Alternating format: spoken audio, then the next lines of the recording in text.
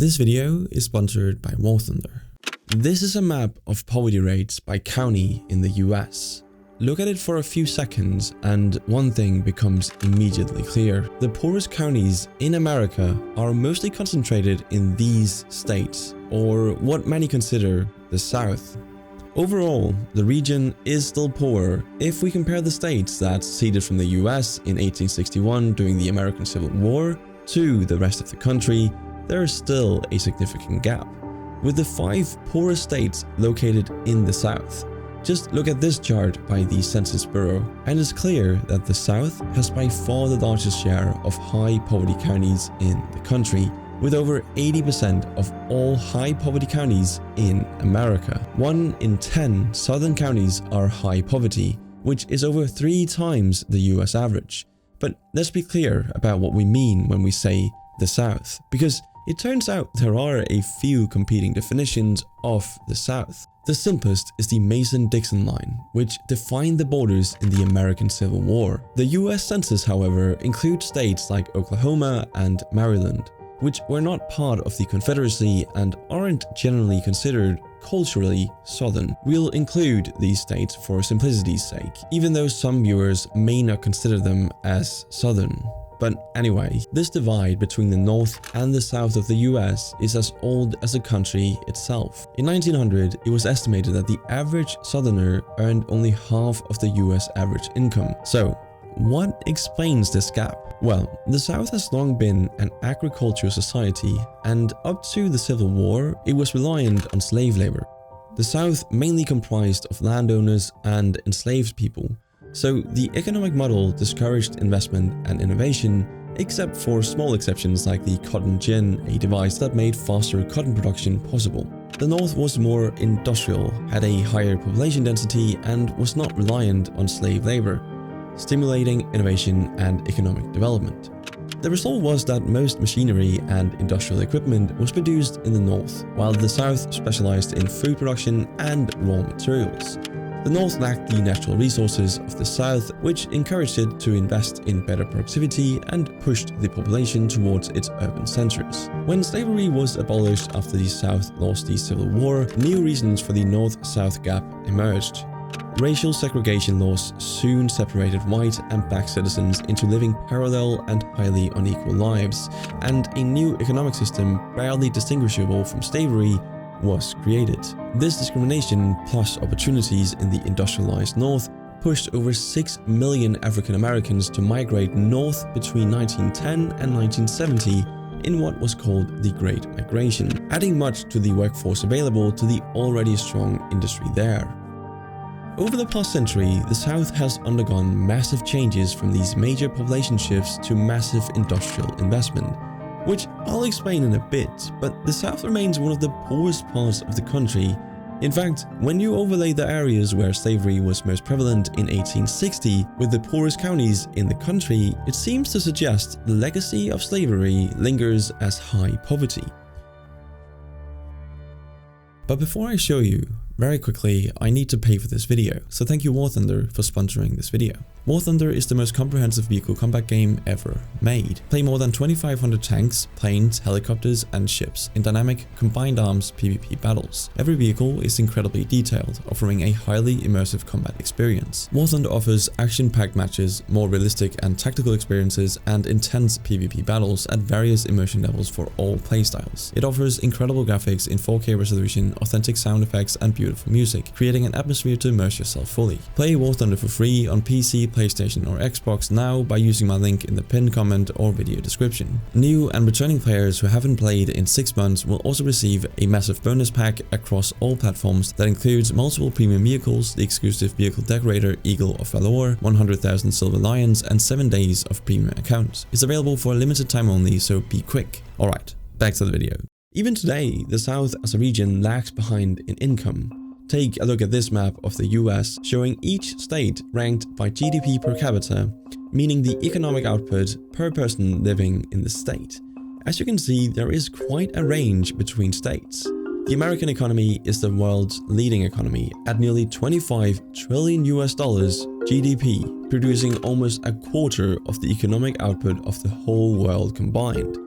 When you compare the GDP per capita adjusted for purchasing power parity of the US with that of Europe, the average value for the US as a whole is just $60,050, which would make the US only the 15th wealthiest country in Europe, just between Finland and Malta. And when we rank from lowest to highest, the gap becomes even clearer. Take New York State, for example, near the top of the list. It has a GDP per capita of $104,343, comparable to a country like Switzerland at $102,870. On the other hand, Mississippi's $47,189 per resident is closer to that of France or New Zealand. Not a bad place to be, but still less than half of New York. But of course, this is an average, and there are sharp differences in poverty within a single state. Just look at this map of people living on food stamps or government food assistance in each county, and it's clear not everyone in Mississippi enjoys a New Zealand living standard. Still, despite the patterns of poverty in many parts of the South, the region's persistent poverty has definitely improved over time. In 1960, just a few years before President Lyndon B. Johnson launched his war on poverty with a massive expansion of government programs, 48.4% of all Americans living in poverty lived in these states. By 2020, it dropped to 44.4%. This may seem like a small drop in poverty for these southern states, but it hides a more interesting reality. In 1960, 35.4% of Southerners lived in poverty, but in 2020, it had more than halved to just 13.5%. While the war on poverty likely played a role in enhancing the socioeconomic situation of the South, many other factors have had an influence. What's interesting is that the old dichotomy of the rural poor South and rich industrial North is actually starting to reverse. This is the so-called Rust Belt of the US, running across the north of the country. Once the absolute industrial powerhouse of America, it has undergone a serious process of deindustrialization since the 1970s, in part due to competition from southern manufacturing. The Sun Belt, which includes the South, has gone in the opposite direction. Since the 1970s, new opportunities in the South have brought in a large influx of people from the North in what some have called a new Great Migration. Black, college-educated people are reversing the historic Great Migration by moving down south in search of new job opportunities. This contributes a huge boost to the economics of southern states like Texas, Georgia, and North Carolina, and also urban hubs like Houston, Atlanta, and Dallas. Overall, the impact of this migration influx is astonishing. It is estimated that somewhere around 2.2 million people moved south just in the span of the last 2 years, transferring $100 billion worth of wealth. As a result, today, the South is home to some of America's fastest growing cities in states like Texas and Georgia. Among the fastest growing cities in the US since 2010, you'll find cities like San Antonio, the fastest of them all, followed by Dallas and Fort Worth. Other places in the South dominate the list as well, including Charlotte, Atlanta, Austin, and Jacksonville. Yet, some southern states are developing more than others. Consider this, from 2010 to 2018, the South alone increased its population by 24% against a general 16% population increase across the entire US. This is impressive, but when you dive into the data, you see that the pace varies quite a bit from state to state. Roughly half of southern states are growing more than 16%, with the first 5 gaining much more traction than the others. At the bottom of the list, you find Mississippi at 5%, Louisiana at 4%, and West Virginia at 0%, well below the national average. This shows that the region's recent growth is happening at 2 different speeds. One important factor is the legacy of racist policies that have caused an underinvestment in infrastructure in Black majority areas. Decades of neglect have caused issues ranging from a lack of internet access for a third of rural Black Southerners to dangerously undrinkable water in communities like Jackson, Mississippi. And while I've mentioned the destruction of minority neighborhoods to build highways in a previous video, it's worth pointing out that this is still going on today in southern states like South Carolina. And even if it hasn't stopped the state as a whole from economic growth, it still has negative repercussions for the affected communities.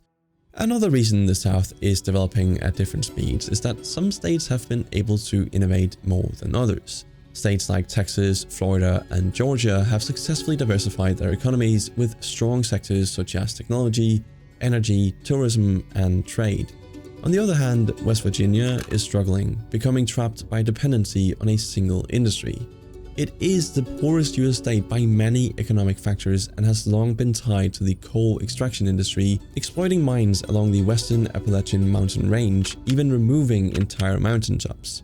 However, as other fossil fuels and recently renewable forms of energy have overtaken coal, the state has failed to reinvent itself and jobs and economic opportunities have started to disappear.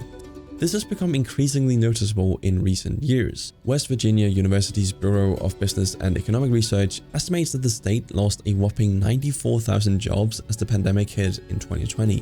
Unsurprisingly, since 2020, overall coal production has dropped to levels not seen in a century.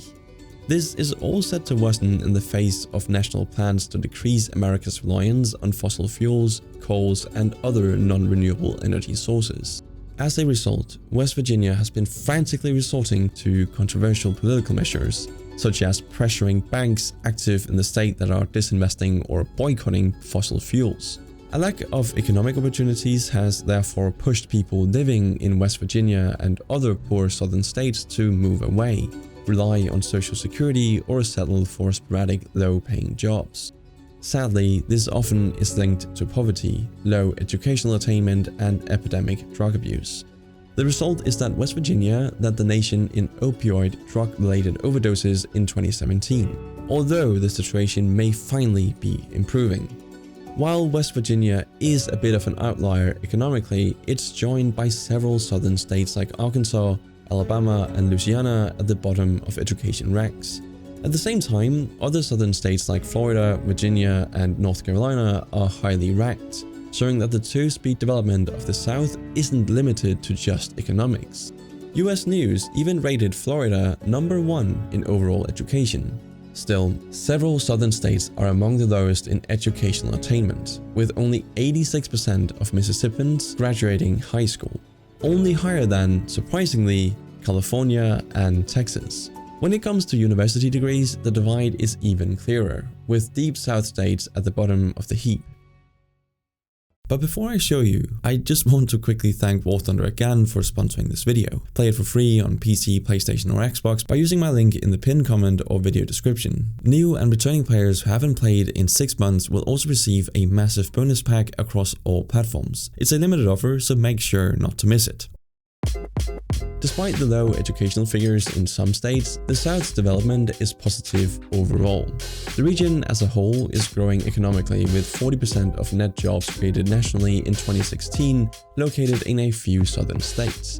And this is especially true for sectors not traditionally associated with the American South, like manufacturing. Virtually all kinds of industry have been developing more in the South than the North, including service sector fields such as management, education, finance, and insurance. The most striking example, though, comes from the automotive industry. Many car companies have massively invested in the South over the past 20 years.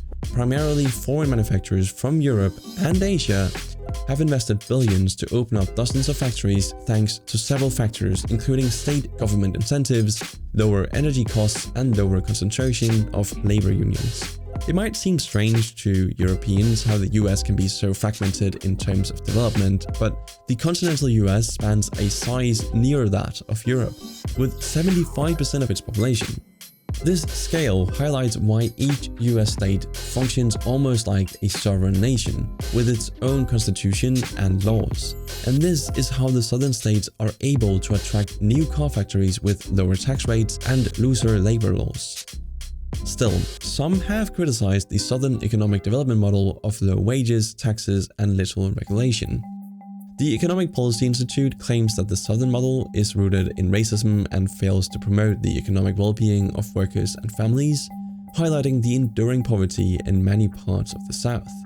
In a report, the institute compared job growth and population growth across 4 US regions and found that Southern job growth reflects population growth, not economic growth. But while the South's economic model may be problematic for workers, that hasn't stopped corporate investment. The transition to electric vehicles promises billions in new investment, and factories in states like Georgia, Kentucky, and Tennessee, which have all been able to supplant the dependency on agriculture with a variety of new industries. Since 2018, the South has received a grand total of around $55 billion in electric vehicle-related investments. Companies like Ford, Hyundai, and Rivian invested $33 billion in 2022 alone. Lower energy costs have been a particularly important factor in these new opportunities, as the energy consumption needs of battery-making facilities can be as much as 5 times higher than a traditional auto plant. Just consider the average industrial electricity price of 8.29 cents per kilowatt hour in Michigan, where the GM, Ford, and Chrysler are headquartered, compared to 7.01 cents per kilowatt hour in Georgia and 6.41 cents per kilowatt hour in Tennessee. By moving manufacturing from Michigan to Tennessee, as Ford recently planned in its Blue Oval City project, the company can save approximately 15 to 20% of the overall cost of each electric vehicle. This cost advantage is especially valuable given the spike in raw material costs for batteries due to recent geopolitical events. Just since March 2020, the cost is estimated to have grown by 140%. What's even more surprising is that the recent success of the South isn't limited to Texas or Florida. For the first time, some states are finally outgrowing a history of economic turbulence. Recently, a few southern states even overtook the North in terms of economic well-being. In 2023, for the first time in American history, these 6 southern states contributed more to the national GDP than the Northeast Washington, New York, Boston corridor, a region that was historically the economic center of the US. The spearhead of this new South resurgence is undoubtedly the state of Texas. In 2021, Texas grew so much it became the world's 9th largest economy, just ahead of Brazil, Canada, and South Korea. And the Texan economy continues to grow at the highest annual rate in the country. Still, despite these massive advancements, the gap still lingers in the South's poverty rate. But perhaps one day soon, lagging states like West Virginia and Mississippi will finally catch up and transition their economies like Texas and North Carolina have done. But that's it for this video. Thanks for watching, and I'll see you in the next one.